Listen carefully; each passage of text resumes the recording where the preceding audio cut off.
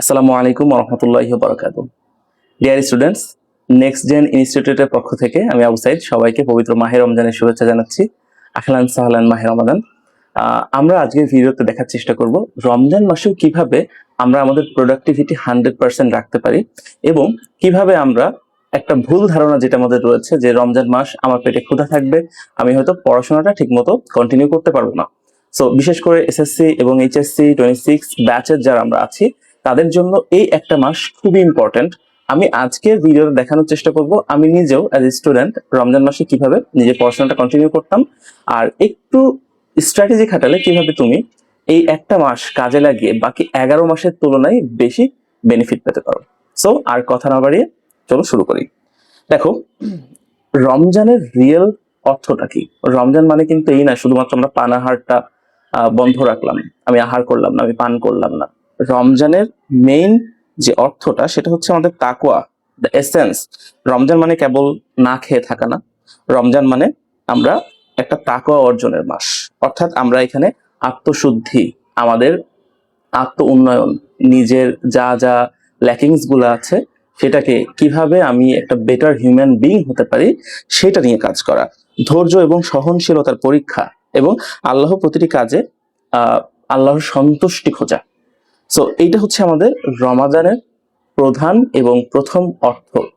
এছাড়া আমরা যদি আরেকটা অ্যাঙ্গেল থেকে চিন্তা করি, একটা স্টুডেন্টের কর্তব্য কি? আসলে স্টুডেন্টের কর্তব্য হচ্ছে স্টাডি করা, পড়াশোনা করা। সো একজন ছাত্রের জন্য তার পড়াশোনাও একটি ইবাদত। সঠিক নিয়তে আমরা জ্ঞান অর্জন করা আল্লাহর নৈকট্য লাভের অন্যতম একটা পথ। কারণ আমাদেরকে বলা হয়েছে যে জ্ঞান অন্বেষণ করা প্রত্যেক মুসলমানের উপর হচ্ছে ফরজ। তো আমরা যদি ঠিক মতো আমাদের কাজটা এজ স্টুডেন্ট করতে পারি সেটাও কিন্তু ইবাদতের শামিল। আমি প্রথমে এই কথাগুলো কেন বলছি? যাতে আমরা আমাদের মূল যে ফোকাসটা, যে অবজেক্টিভটা সেটা ধরতে পারি। এখন আমি এখানে একটা বিষয় আলোচনা করছি। আমাদের মাথায় রাখতে হবে আমরা প্রথম দিন থেকে কিন্তু সবাই পারদর্শী হয়ে যাব না, প্রথম দিন থেকে কিন্তু আমাদের লক্ষ্যে পৌঁছে যাব না। দ্য 1% বেটার এভরিডে রুল, এটা ভেরি ইম্পর্টেন্ট। কারণ রমজান মাস 30 দিনের, আমরা যদি 30 দিনে নিজেকে গড়ে তোলার একটা ট্রেনিং সেশন হিসেবে শুরু করি, প্রত্যেক দিন ধাপে ধাপে একটু একটু করে যদি আমরা নিজেকে গড়ে তুলি, এটা কিন্তু আমাদের আরো বেশি কাজে দিবে। সো আমরা যদি এরকম ভাবে উইক অনুযায়ী ভাগ করে নিই যে প্রথম সপ্তাহে আমরা অ্যাডাপ্ট করব আমাদের মানে যেই নতুন দেখা যাচ্ছে লাইফের একটা রুটিন শুরু হয়ে যাচ্ছে, সো এটাকে আমি কি করব, আমার নতুন রুটিন বায়োলজিক্যাল ক্লকের সাথে শরীরকে আমাদের মানিয়ে নেওয়ার যে ফেজটা সেটা যাবে। আমরা তারপরে যে 2 সপ্তাহ, এটা হচ্ছে আমাদের পিক রমাদান টাইম। এই সময় আমরা সবচেয়ে কঠিন চ্যাপ্টার গুলো, এই সময় আমাদের যে পড়াশোনার কঠিন চ্যাপ্টার, ঠিক আছে, বা আমাদের নিজের স্কিল ডেভেলপমেন্ট, সেলফ ডেভেলপমেন্ট, আত্মশুদ্ধির যেই কঠিন কঠিন বিষয়গুলো আমরা হচ্ছে এই সময়কালের মধ্যে ডিল করব। And the week 4, last one, সেটা হচ্ছে আমরা শুধুমাত্র নতুন নতুন জ্ঞান অর্জন করা, তারপরে আমাদের আত্মশুদ্ধি, আমাদের ক্যারেক্টারের মধ্যে নতুন গুণ নিয়ে আসলেই হবে না, সেটাকে সাস্টেইন করতে হবে, অর্থাৎ টেকসই বানাতে হবে। কারণ আমি রমজান মাস আসলেই সপ্তাহে প্রত্যেক দিন নামাজ পড়ছি, আমি হচ্ছে কোরআন তেলাওয়াত করছি, পড়াশোনাটা ঠিক মতো করছি, রমজান চলে গেল সেটা আমাদের জাস্ট নিচে নেমে গেল, এভাবে কিন্তু আমরা বেটার যে আউটপুটটা সেটা পাবো না। তাহলে আমাদের ওটাকে সাস্টেইনও করাতে হবে। আচ্ছা, এখন আমি যদি বিশেষ করে এসএসসি এবং এইচএসসি স্টুডেন্টের এখন যদি আমি এসএসসি এবং এইচএসসি স্টুডেন্টদের স্ট্র্যাটেজির কথা বিশেষ করে একটু আলোচনা করি, আমাদের এসএসসি 26 এবং এইচএসসি 26 এর জন্য এই একটা মাস কিন্তু তাদের টার্নিং পয়েন্ট হতে পারে। কিভাবে? আমরা যদি দেখি তাদের নো ব্লকেজ রুল, অর্থাৎ প্রত্যেক দিনের টার্গেট সেদিনই যদি তারা শেষ করার একটা দৃঢ় প্রত্যয় গ্রহণ করে, তারপরে তারা হচ্ছে সাহারির পর ব্রেন যখন শার্প থাকবে তখন তাদের বিভিন্ন ধরনের টেস্ট গুলা দেওয়া, মক টেস্ট, এইগুলো যদি দিতে পারে। এছাড়া ইবাদত ও পড়ার মাঝে ব্যালেন্স রাখতে হবে। সো আমি এবার ধাপে ধাপে একটু দেখানোর চেষ্টা করবো আসলে আমাদের শরীর কখন রমজান মাসে সব থেকে আমাদের ব্রেন প্রোডাক্টিভ থাকে, কোন সময়টাতে আমাদের কোন ধরনের সাবজেক্ট গুলো স্টাডি করা উচিত, কতটুকু সময় স্টাডি করা উচিত, খাবার দাবার আমরা কিভাবে খেতে হবে, ঘুমাতে হবে কতটুকু, প্রত্যেকটা জিনিসের আমি একটা স্টেপ বাই স্টেপ সহজে আমি বলে যাব। প্রথমত আমরা শুরুতেই যেটা মাথায় রাখবো, নিয়তের উপর কিন্তু সবকিছু ডিপেন্ড করে। হ্যাঁ, দ্য পাওয়ার অফ নিয়ত। এটা অনেক ইম্পর্টেন্ট, কারণ আপনার যদি কোনো একটা নিয়ত থাকে যে আমি এটা করব, আপনি ওইটা যদি নাও করতে পারেন, আপনার নিয়তের জন্য কিন্তু আপনার আমল নামায় সেটা সেই নেকিটা লেখা হয়। সো আপনি এখনই নিয়ত করে ফেলেন যে হ্যাঁ, আমি পড়াশোনা করছি যাতে আমি একজন শিক্ষিত ও যোগ্য মানুষ হয়ে দেশ ও দিনের সেবা করতে পারি। আপনার প্রথমে নিয়তটা এরকম সলিড থাকতে হবে। এরপরে আপনি আপনার ফেজ যে তিনটা থাকে আমাদের আমাদের রহমতের 10 দিন, মাগফিরাতের 10 দিন, নাজাতের 10 দিন, সো আমরা এগুলো তো সব জানি। আহ, এখন যদি আমি একটু আপনাদের দেখানোর চেষ্টা করি যে আমাদের ব্রেনের যে এনার্জি, এটা একটু ম্যাপিংটা আপনাদের দেখাই।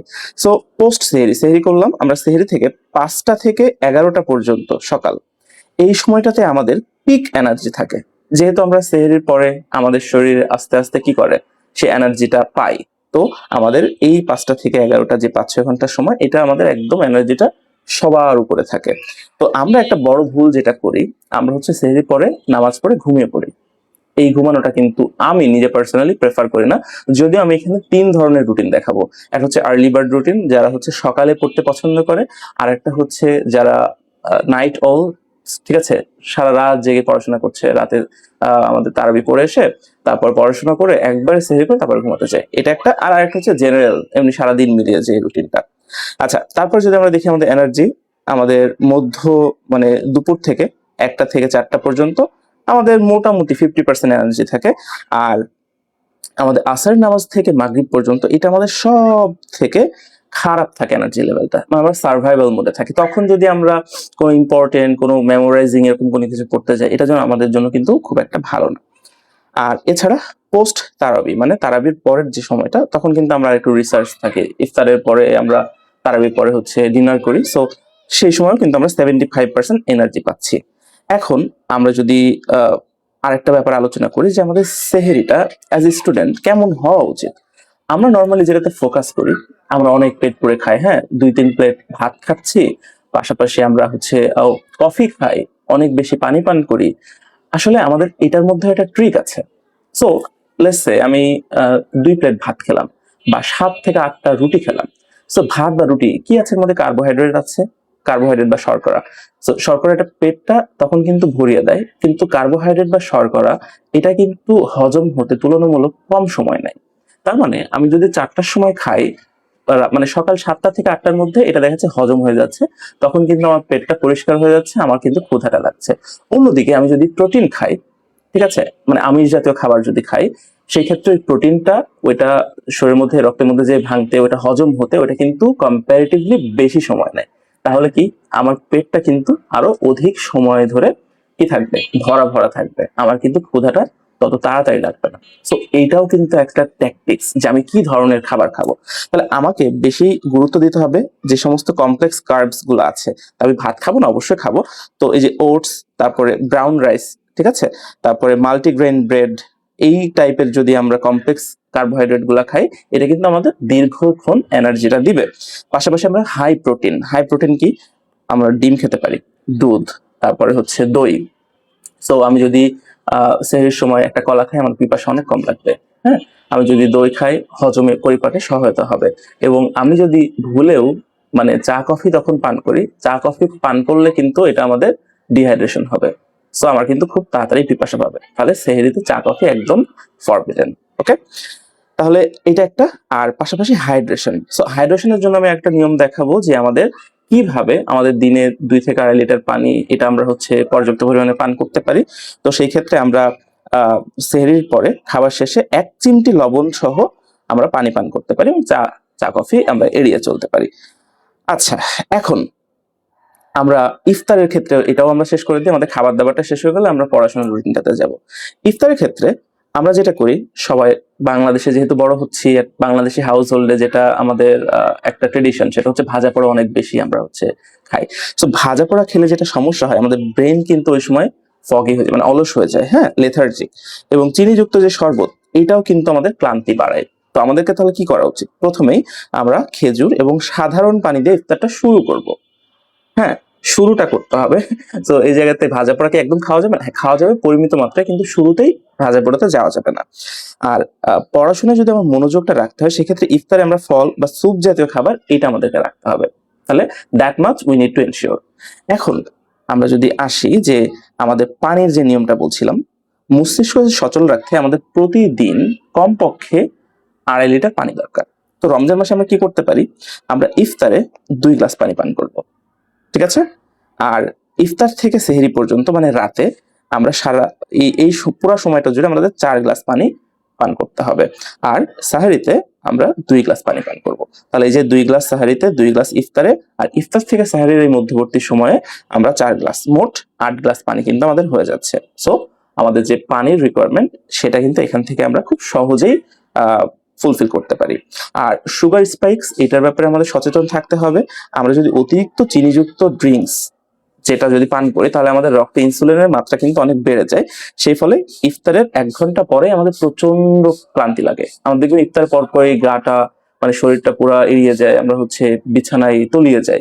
সো এরকম যদি পরিহার করতে হয় সেক্ষেত্রে আমরা চিনির বদলে, চিনির শরবতের বদলে আমরা ডাবের পানি পান করতে পারি, লেবুর শরবত চিনি ছাড়া, আর দই বা চিড়া, এইগুলো আমরা রাখতে পারি আমাদের খাবারের লিস্টে। আচ্ছা, এখন আমি যে 3 ধরনের লিস্টের কথা বলেছিলাম, আমাদের রুটিন এ, এটা হচ্ছে আর্লি বার্ড, যারা সকালে পড়বে, সেহরির পরে তারা আর ঘুমাবে না। সো টাইম লাইনটা হচ্ছে 5:30 থেকে সকাল 11টা পর্যন্ত একটানা পড়তে হবে, সেহরির পর না ঘুমিয়ে। আমরা তখন, কারণ ব্রেন আমরা দেখেছি সব থেকে সতেজ থাকে ওই সময়, দিনের কঠিনতম বিষয়গুলো আমরা এই সময় শেষ করব। তারপরে 1টা থেকে 3টা পর্যন্ত আমরা ঘুমাবো। সো আমাদের ঘুমটাও কিন্তু ইম্পর্টেন্ট, আমাদের দিনের মধ্যে একটা ঘুমেরও কোটা থাকবে। সো আমরা সকালে একদম না ঘুমিয়ে 5টা থেকে 11টা পর্যন্ত পড়াশোনা করে তারপরে আমরা জোহরের নামাজ আদায় করে তারপরে আমরা ঘুমাবো 3টা পর্যন্ত। আচ্ছা, সো এসএসসি এবং এইচএসসি এর জন্য এটাই হচ্ছে শ্রেষ্ঠ রুটিন আমার কাছে যেটা মনে হয়েছে। রুটিন বি, যেটা আমরা বলছি দ্য নাইট আউল, মানে যারা রাতে পড়াশোনা করবে, এখানে কিন্তু একটা স্বাস্থ্য ঝুঁকি আছে। সো এইটা নট রেকমেন্ডেড, বাট তারপরে অনেকে আছে যারা হঠাৎ করে হয়তো তাদের রুটিনটা শিফট করা সম্ভব না রাত থেকে দিনের মধ্যে। তো এই টাইমলাইনটা হচ্ছে রাতে তারাবির পরে আমরা রাত 11টা থেকে শুরু করে সাহারি পর্যন্ত পড়াশোনা করতে পারি। সেক্ষেত্রে শব্দহীন পরিবেশ পাওয়া যায়, সারা রাত পড়া শেষে সাহারি করে ঘুমানো যায়, আর দিনের বড় অংশ ঘুমের জন্য বরাদ্দ থাকে। সো এটাও একটা পজিটিভ সাইন। এখন এই জায়গাতে রুটিন সি একটা আছে, যারা ব্যালেন্স রাখতে চায়। হ্যাঁ, এটা যে কেউ ফলো করতে পারে, এসএসসি এইচএসসি বলেই কথা না, এটা ইউনিভার্সিটি লেভেল স্টুডেন্ট ফলো করতে পারে, একটা অ্যাডমিশন যোদ্ধা ফলো করতে পারে, ইভেন চাকরির ক্যান্ডিডেটরা ফলো করতে পারে। সেটা হচ্ছে আমরা সকাল 6টা থেকে 9টা পর্যন্ত 3 ঘন্টা পড়াশোনা করব। তারপরে সেকেন্ড সেশনটা শুরু হবে আমাদের 11টা থেকে 1টা পর্যন্ত 2 ঘন্টা। থার্ড সেশনটা হবে আমাদের ইফতারের আগে 1 ঘন্টা রিভিশন। তাহলে আমাদের সর্বমোট 6 ঘন্টা। তাহলে সকালে 3 ঘন্টা, তারপরে দুপুরের আগে আবার 2 ঘন্টা, আর ইফতারের আগে 1 ঘন্টা। এই যে 3 ধরনের রুটিন, যার যেটা মনে হয় যে না এটা আমার জন্য পারফেক্ট, আমার জন্য অ্যাপ্লিকেবল, সে সেটা ফলো করতে পারে। এখানে কখন কি ধরনের পড়াশোনা করা উচিত, আমার যখন একদম খালি পেট, এমটি স্টমাক, তখন আমি লজিক, ম্যাথমেটিক্স, তারপরে ইকুয়েশন সলভিং, এইগুলো আমরা করতে পারি, কারণ আমাদের মস্তিষ্ক তখন সলভিং মোডে থাকে। অন্যদিকে আমাদের যখন ভর পেট আছে, অর্থাৎ ইফতারের পরে বা আমরা রাতে ডিনারের পরে বা সকালে একদম সাহারির পরে, আমরা বিভিন্ন জিনিস রিডিং, নোট তৈরি করা, সামারাইজিং, ডাইজেস্ট, ঠিক আছে, মুখস্থ করা, এইটা কিন্তু আমরা ওই সময় করতে পারি, কারণ আমাদের ব্রেনটা তখন প্যাসিভ মোডে থাকে। আচ্ছা, এখন আর একটা বিষয়, এই যে দুপুরে জোহরের পরে 20 থেকে 30 মিনিটের যে ন্যাপ নেওয়া, পাওয়ার ন্যাপ যেটাকে বলে, এটা কিন্তু আল্লাহ নবীর একটা সুন্নত, খুবই ইম্পর্টেন্ট একটা সুন্নত, কিন্তু এটা কিন্তু মোটেও ঘুম না।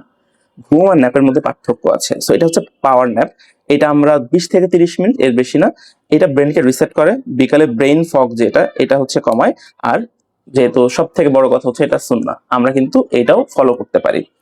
আচ্ছা, এখন যাদের বাইরে ক্লাস থাকবে রমজান মাসে বিভিন্ন কোচিং এ বা শিক্ষা প্রতিষ্ঠানে, সেক্ষেত্রে বাইরে যাওয়ার সময় তো আমাদের এনার্জিটা লস হচ্ছে।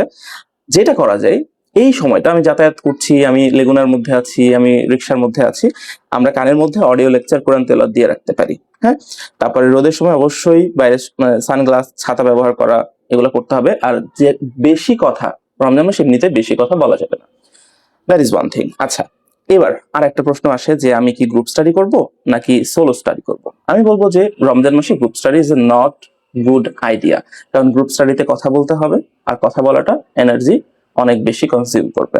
সেক্ষেত্রে পরামর্শ হচ্ছে নিজে নিজে পড়াশোনা করাটা।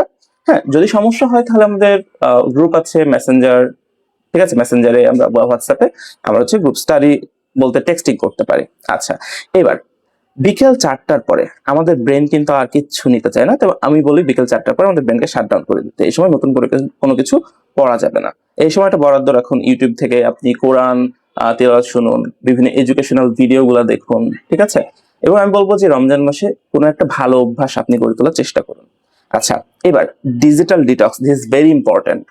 আমরা রমজান মাসটা পাই নিজের আত্মশুদ্ধির জন্য। সো আমরা যেটা করতে পারি, আমাদের ফোন থেকে টিকটক, ফেসবুক, ইনস্টাগ্রাম এই সমস্ত সোশ্যাল মিডিয়া অ্যাপগুলো ডিলিট করে দিতে পারি। ডোন্ট গেট মি রং, এগুলো ব্যবহার করা যাবে না, ব্যাপারটা এরকম না। এই অ্যাপগুলো ডিলিট করেন। যেটা করা যেতে পারে, ব্রাউজারে যে ফেসবুক ওয়েবসাইটে যেয়ে তারপর সেখান থেকে আমরা ফেসবুকটা ব্যবহার করতে পারি যখন যখন আমাদের যেটা প্রয়োজনের জন্য। তো এই বারবার ব্রাউজারে যে লগ ইন করে এটা যাওয়াটা আমাদের কাছে একটু ইনকনভিনিয়েন্ট, দেখবেন ব্রেন তখন আপনাকে বেশি বেশি ওইখানে নিতে পারবে না। আচ্ছা, এছাড়া বিভিন্ন যে গ্রুপ চ্যাট থাকে বা চ্যাটের নোটিফিকেশন গুলা মিউট করে রাখেন। আর ফোকাস মোড, অর্থাৎ পড়ার সময় ফোনটা একটু অন্য রুমে রাখতে হবে যাতে আমাদের ডিস্ট্রাকশনটা ওইভাবে কাজ না করে। আচ্ছা, এছাড়া আমাদের ডিজিটাল ইন্টেনশনালিটি প্রবলেমটা কি, আমরা স্ক্রল করে করে করে করে ক্লান্ত হয়ে যাই, কিন্তু বুঝি না যে আমাদের এই যে স্ক্রল করে করে যে ক্লান্ত হয়ে যাচ্ছে এটা কিন্তু আমাদের রোজার জন্য আরো বেশি ভয়াবহ। আমাদের কি করতে হবে, প্রতিদিন আমরা এই সোশ্যাল মিডিয়া স্ক্রলিং এর জন্য একটা পর্যাপ্ত সময় রাখবো, যে আমরা ইফতারের পরে 30 মিনিট স্ক্রলিং করতে পারি, ঠিক আছে? আচ্ছা, আরেকটা হচ্ছে রমাদান পোমোডোরো। পোমোডোরো কি, আমরা যে অন্যান্য সময় পড়াশোনাতে একটানা করা আসলে উচিত না। আমি 25 মিনিট পড়াশোনা করব, 5 মিনিট গ্যাপ নিব, আবার 25 মিনিট পড়াশোনা করবো, এটা হচ্ছে সব থেকে ইফেক্টিভ টেকনিক। তো রমজান মাসে আমরা যেটা করতে পারি, আমরা 50 মিনিট করে পড়াশোনা করতে পারি। 50 মিনিট পড়াশোনা, 10 মিনিট ব্রেক, ঠিক আছে? আমি যদি একটানা 4 ঘন্টা পড়াশোনা করতে চাই তাহলে আমি 50 মিনিট করে 4টা সেশন করতে পারি, আর 10 মিনিট করে আমার হচ্ছে ব্রেক হবে। আচ্ছা, এবার অ্যাক্টিভ ভার্সেস প্যাসিভ স্টাডি। তো আমরা যেটা করতে পারি, রোজার সময় একটানা রিডিং পড়লে কিন্তু ঘুম আসে। সেক্ষেত্রে আমরা active recall is a very important and effective method. সেটা কি, আমরা বই পড়লাম, এখন চোখ বন্ধ করে আমি যা যা পড়লাম সেটা সাদা কাগজে লেখার চেষ্টা করতে হবে। সেটা লেখা বলতে আমি খাতা কলমে লিখছি এরকম না, আমি চোখ বন্ধ করে, আমার চোখের সামনে একটা খাতা আছে, এখন আমি খাতার মধ্যে লিখছি, আচ্ছা প্যাসকেলের সূত্র হচ্ছে কোনো স্থির তরলে কোনো অংশের চাপ প্রয়োগ করলে সেই চাপ কিছুমাত্র না কমে সব তরলে সব দিকে সমভাবে সঞ্চালিত হয়। তো এই যে আমি বললাম, এটা আমার কোথায় আছে, আমি ব্রেনে পড়েছি, সেইটাকে আমি খাতায় লেখার চেষ্টা করছি। এটা সব থেকে বেস্ট মেথড। ওকে, আচ্ছা, এবার কারো যদি ব্রেইন ফগ হয়, অর্থাৎ মাথায় আর কিচ্ছু ঢুকছে না, ঠিক আছে, তখন আমরা কি করতে পারি, ঠান্ডা পানি দিয়ে আমরা আর হাত মুখটা ধুয়ে নিতে পারি, আমাদের পড়ার জায়গাটা পরিবর্তন করতে পারি। আমি যদি বেডে পড়ি তাহলে এখন টেবিলে যাব, টেবিলে গেলে আমি সোফায় যাব, পরিবর্তন করতে হবে। আর 5 মিনিট করে এইভাবে ব্রিদিং এক্সারসাইজ করতে হবে। সো এটা অনেক বেশি ইফেক্টিভ। ওকে, আর আরেকটা ব্যাপার হচ্ছে আপনার যে পড়ার জায়গাটা, এটাকে try to keep it minimal, clean রাখেন। তাহলে দেখবেন যে আপনার এই অপ্রয়োজনীয় জঞ্জালগুলা মানসিক চাপ বাড়ায়। এটা ক্লিন রাখলে আপনি মেন্টালিও অনেক পাবেন, রিলিফ পাবেন। হ্যাঁ, তাছাড়া একটু মানে হালকা ফ্রেগ্রেন্স, সুগন্ধি ব্যবহার করতে পারেন। আচ্ছা, সো এটা খুব ইম্পর্টেন্ট। এরপরে যদি আমরা দেখি, প্রতিদিন আমরা রাতে যখন ঘুমাতে যাব তার আগে আপনি আপনার আজকের দিনটা কেমন গেছে, আপনি আজকে ভালো কি কি করেছেন সেটা ডায়েরিতে কিন্তু জার্নাল করতে পারেন। এছাড়া আপনি আর কি করতে চান, আপনার লক্ষ্যগুলো কিন্তু আপনার ডায়েরিতে লিপিবদ্ধ করতে পারেন। সো আর একটা ব্যাপার হচ্ছে, আপনাদের যে সবরটা করছেন এটার রিওয়ার্ড অবশ্যই আল্লাহর কাছে আপনি পাবেন। এবং আল্লাহ কিন্তু মানে কষ্ট যখন হয় তখন মনে রাখবেন যে রোজাদার শিক্ষার্থীর প্রতিটি দীর্ঘশ্বাস আল্লাহর কাছে অত্যন্ত প্রিয়, আপনার পরিশ্রম বৃথা যাবে না মোটেও। ওকে, আচ্ছা, এছাড়া আমরা আমাদের যেই ব্যাড হ্যাবিট গুলো আছে, রমজান হলো আউট অফ অর্ডার হওয়া অভ্যাসগুলো ঠিক করার মাস। মিথ্যা কথা বলা, গীবত করা, অহেতুক কথা বলা, রাগ নিয়ন্ত্রণ করা, এইগুলা কিন্তু আমাদের একদমই মানে মাথায় রাখতে হবে, এইগুলো আমাদের করতে হবে। আর বেটার স্টুডেন্ট বেটার হিউম্যান, আপনার ব্যবহারের উন্নতি রমজানের সবচেয়ে বড় সাফল্য। বাবা মার সাথে ভালো ব্যবহার করুন, পড়াশোনায় আন্তরিক হন। সো এই ছিল আমাদের পুরা রমজান মাসে আপনি কিভাবে যে স্টুডেন্ট সব থেকে বেস্ট আউটকামটা পেতে পারেন সেটার আলোচনা। আমরা আশা করছি আপনারা এখান থেকে কিছুটা হলেও লাভবান হবেন। আর সবার জন্য অনেক অনেক শুভকামনা, রমজান মাসটা সবার জন্য অনেক ভালো কাটুক, আমার জন্য দোয়া করবেন, সবার জন্য অনেক অনেক দোয়া থাকলো, এবং মাহে রমজানের অনেক অনেক মোবারকবাদ। আসসালামু আলাইকুম।